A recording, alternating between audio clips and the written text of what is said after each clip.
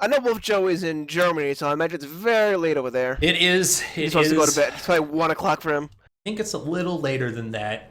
And wolfjoe is a true trooper here, but he can't back out now. He's got to assert his dominance on the field. That's right, and it's the weekend. It's a Saturday night. We're going to be up till 2 a.m. anyway. Pretty much. Yeah. So wolfjoe's just like ready to go. He knows exactly what he wants to do. He has a Tinder pet. Whoa. He has a tortoise pet. Tinder as a pet, that could work. He has a tortoise pet. She kind of is a Tinder pet, means a heal. Absolutely. With the shields. He's going that mana regen Fellblade again, by the way, like he did last time. And this time Xevil's going to go a power Fellblade. So 2 Fellblades coming out.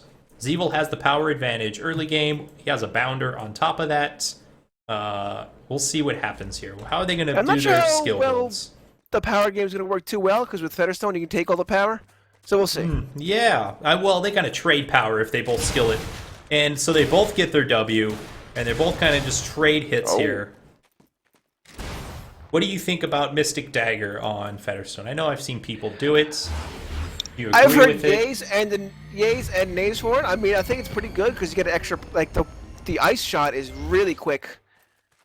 And if you can chase people down with the ice shot, I think just more damage your way. I don't see a reason not to do it. And with power stealing too, it just makes that much better. Yep. So we'll see. I think it's a worthwhile pickup. I don't know when to pick it up, but I think it's a good pickup. Yeah. We'll see if they try and go into that build or not. Or maybe we saw Fetterstone earlier, and someone picked up a Cleric's Chalice. Yep. I think that was Ryzen he got a Mystic Dagger, and he fought Protagonist who had the Chalice. Yep. I guess Protag felt that he was going to be spamming his spells a lot. That Q is off cooldown a lot, and his shield. So who knows? This will be interesting to see how this kind of matches up. Here we go. Game 2. Here we go. There it is. Now underway. We'd have to time that better. I see the Donkey Kong Country guys just chilling in the pit. Where are you talking What about? were they called? Oh, the crocodile guys? Yeah, what were they called in Donkey Kong Country? You remember? No, Gremlins? I don't remember. Claptraps? Something like that. So wow, wolfjoe People is... in the chat remind me what they were called. They might. So obviously right now they're just going... even. They're just going for CS right now. They need that gold up before anything truly magical happens. So here's that harass I was talking about last time, about getting that shield off and then harassing with it. And they're both... It's a very popular strategy. And they're both using it. Now, what do you think? In this Fetterstone, first one who pops their shield, if the second one waits long enough and then pops their shield to eat the other person's shield, there should be enough of the shield left to then damage them, right? Let's see. Yep, there it is right there, just like I thought. There you go. It was not enough to keep the shield up, though, but at least they're just mitigating the damage. So right there, they're just kind of wasting mana against each other because one shield is negating the other shield. Joe did come out on top of that because Joe got a hit in, even though it was nerfed, it was like dampened. That's true. And Evil got nothing. I mean, it was like 20 health or whatever, so it's not that big of a deal. And Xevil going in for the first shot there, and wolfjoe actually does not shield himself. Maybe it was on cooldown, that's why. Yeah, he was trying to do a skill shot that didn't quite pan out. And then wolfjoe, see, I like it. It's Xevil, instead of shielding now, I guess he tried it once, saw that he still took a little bit of damage, so it's not worth it, so now he's just backing out. wolfjoe... No concern is he might miss some CS if he does that. Yeah, it's basically chasing him out for a second every time. wolfjoe using an early health pot. I talked about that in game 1, where if you see these good players, if they get just down a little bit of health, they're just going to hit a health pot to make sure they stay at full, because especially in matches where there's a lot of bursts going on, you can't let yourself stay at like 75% health for too long. You will, it will get monopolized on you, yeah. So they both got themselves a glacial gem, and it's both a power glacial gem. Yes. Xevil's all Xevil's all power. Wolf is going kind of standard. power for days. Yeah, and skill-wise, they're exactly the same. 1-3-1. Yep. It's mostly about who can get off that first skill shot and chase the enemy down. Who's going to be able to get off that first skill shot with their ult up, which is coming up very soon, might end this. It's going to, you know, these heroes have no escape. They have a shield, but that's in this kind of matchup. Well, xevil does have an escape. Oh, that's true. He does have that bounder. Actually, I prefer that bounder over this. I mean, you can think the wolfjoe has an escape too. He has that burst heal and just like walk away from an engagement, potentially, if it's close enough to his tower. So we'll see. But in general, obviously, these heroes don't have very good escapes.